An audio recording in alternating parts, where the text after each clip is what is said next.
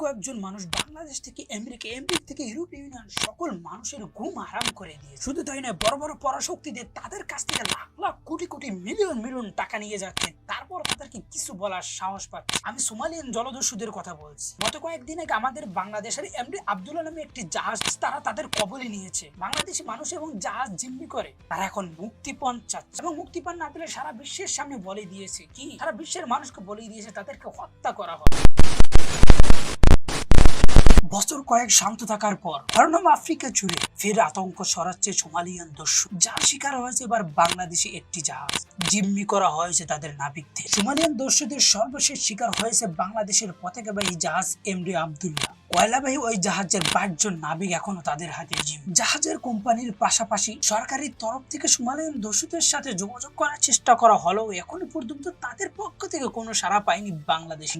গাজা যুদ্ধের মাধ্যমে গত নভেম্বর থেকে লোহিত সাগরে পণ্যবাহী জাহাজে হামলা শুরু করছে হুতির। এরপর ওই পথ এড়িয়ে সমুদ্রের ভিন্ন পথ দিয়ে জাহাজ পরিচালনা করছে শিপিং কোম্পানি। আন্তর্জাতিক গণমাধ্যমের খবরে 19 নভেম্বর হুতির আক্রমণ শুরু করার পর গত 3 মাসে 2000-এর বেশি জাহাজ লোহিত সাগর পরিবর্তে অন্য পথ ব্যবহার করে তারা বাণিজ্য করছে। দস্যুরা সাম্প্রতিক সময়ে এর সুযোগই নিয়েছে। তারা হর্ন আফ্রিকা জুড়ে আরইউএস এর বরাতে মার্কিন বাণিজ্য সংবাদ মাধ্যম সিএনবিসি বলেছে, ওই পথ জুড়ে গত 3 মাসে আগের 6 বছরের চেয়েও অনেক বেশি দস্যুতার ঘটনা ঘটছে। আফ্রিকার দেশ সোমালিয়ার পূর্বে ভারত মহাসাগর, উত্তরে সোমালিয়া, জিবুতি ও ইথিওপিয়ার সীমান্তে ইউডেন উপসাগরের তীরে যে সিং আকৃতির ভূখণ্ড ঘোষা, সেই অংশটির নাম হলো হর্ন অফ আফ্রিকা। সোমালিয়ার সীমান্ত জুড়ে তাই বিশাল সমুদ্র সীমা। হর্ন অফ আফ্রিকা খ্যাত অংশটির বিপরীতের পাশে ইউডেন উপসাগরের কূলের হর্ন অফ আফ্রিকা খ্যাত অংশটির বিপরীত পাশেই ইয়েমেনের অবস্থা। ভৌগোলিক অবস্থা এবং ইউডেন উপসাগর হয়ে আর উত্তর লোহিত সাগরের বর্তমান পরিস্থিতিতে জাহাজের সংখ্যা বাড়ায়, তাই এতদিন নিষ্ক্রিয় সোমালিয়ান দস্যুদের আবার দস্যুতার দিকে টেনে আনছে।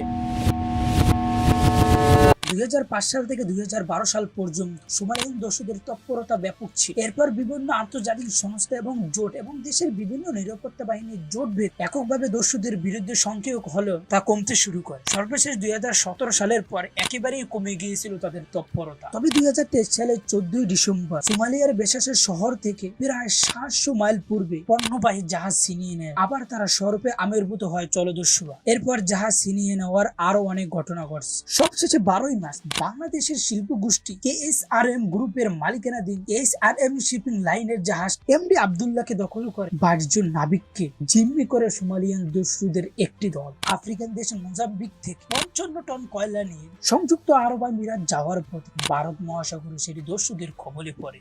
এর আগে সোমালিয়ান দস্যুদের আক্রমণের শিকার হয়েছিল বাংলাদেশের আরেকটি জাহাজ। অবশ্যই সেই ঘটনা ঘটেছিল আরব সাগরে 2010 সালের ডিসেম্বর। বাংলাদেশ জাহাজ মনিক 8 নাবিকদের জিম্মি করা হয়। নিখিলবর্তী ওই জাহাজে 25 জন নাবিক এবং প্রধান প্রকৌশলীর স্ত্রীকেও জিম্মি করা হয়। পরে নানাভাবে চেষ্টা করার পর 100 দিনের মাথায় জলদস্যুদের কবল থেকে মুক্তিপণ দিয়ে তারা মুক্তি পায়। 14 বছর আগে একইভাবে জলদস্যুদের কবলে পড়া বাংলাদেশি পতাকাবাহী জাহাজ এমডি জাহাজ মনির মতো এমডি আব্দুল্লাহ বাংলাদেশের ব্যবসায়ী প্রতিষ্ঠান কবির গ্রুপের মালিকানাধীন জাহাজ। ভারত মহাসাগরে জলদস্যুদের নিয়ন্ত্রণ নয় এমডি আব্দুল্লাহ এবং জিম্মি হওয়া 5 জন নাবিককে সোমালিয়ান উপকূলের দিকে নিয়ে যাওয়া হয়েছে।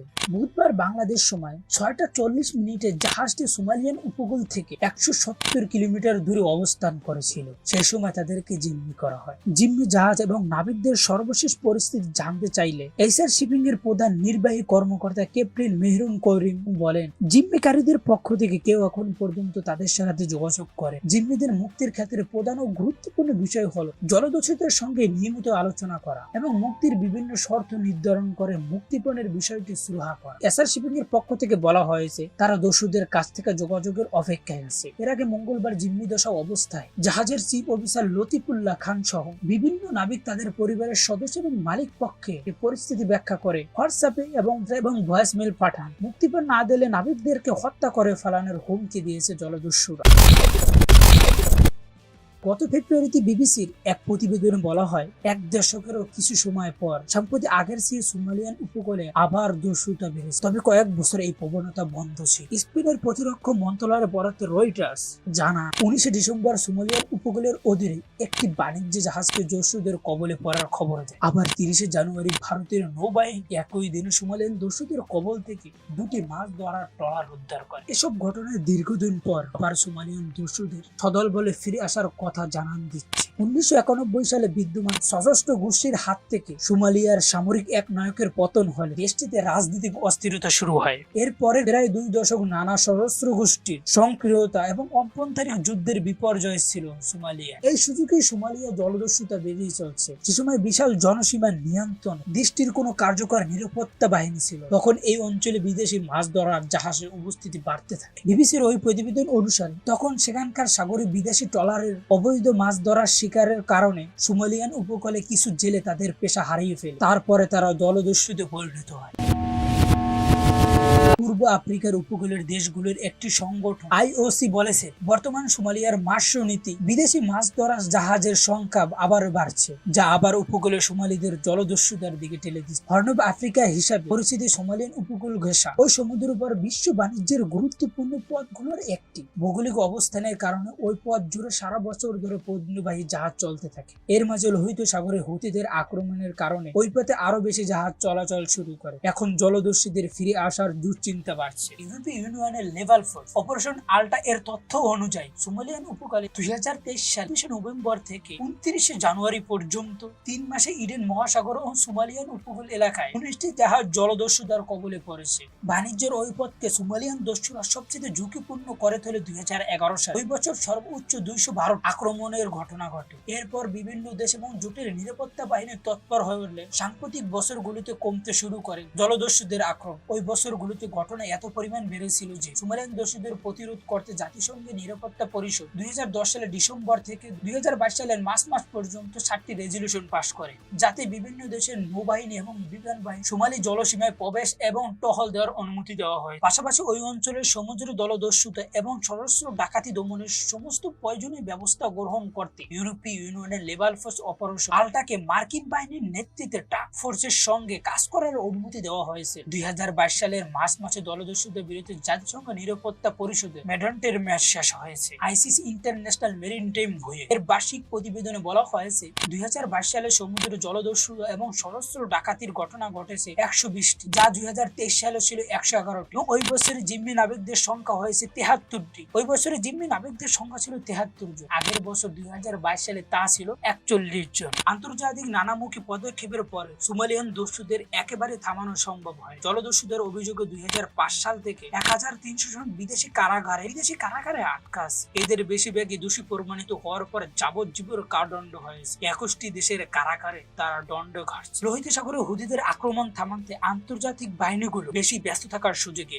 ভারত মহাসাগর এবং ইডেন মহাসাগরে সোমালিয়ান জলদস্যুরা আবার তারা মাথাছাড়া দিয়ে উঠছে। সোমালি দস্যুতার সবচেয়ে বেশি ঘটনা ঘটেছে 2011 সালে। এরপর থেকে তাদের দমনে আন্তর্জাতিক তৎপরতা বাড়ার আগে প্রতি বছর বিশ্ব বাণিজ্যে $7 বিলিয়ন ব্যয় করে। 2013 সালের নভেম্বর মাসে বিশ্ব ব্যাংক সহ আরো বিভিন্ন আন্তর্জাতিক সংস্থাগুলো তারা এক প্রতিবেদনে বলেছে 2005 সাল থেকে 2012 সাল পর্যন্ত সোমালি এবং হর্ন অব আফ্রিকার উপকূলের জাহাজ ছিনতাই করে প্রায় 339 মিলিয়ন থেকে 413 মিলিয়ন মার্কিন ডলার সমপরিমাণ মুক্তিপণ আদায় করেছে সোমালিয়ান জলদস্যুরা। 2010 সালে বাংলাদেশের পতাকাবাহী জাহাজ সোমালিয়ান জলদস্যুদের কবলে পড়েছিল। প্রায় 100 দিনের মাথায় মুক্তি পেয়েছে। তখন মুক্তিপণের বিষয়টি প্রকাশ্যে উল্লেখ করা না হলেও লেনদেনের ভিত্তিতে নাবিক এবং জাহাজটি মুক্তি করা হয়েছিল। সে সময় বিভিন্ন গণমাধ্যমের প্রকাশিত খবর অনুসারে প্রায় $4.5 মিলিয়ন বিনিময়ে তখন জাহাজটি মুক্ত করা হয়েছে জলদস্যুদের হাত। এভাবেই চলছে সোমালিয়ান জলদস্যুদের জলদস্যুতা। কবে কোথায় থামবে? আমি আপনাদেরকে এই ভিডিওতে যে সমস্ত তথ্য দিয়ে সব আমেরিকার দেওয়া তথ্য।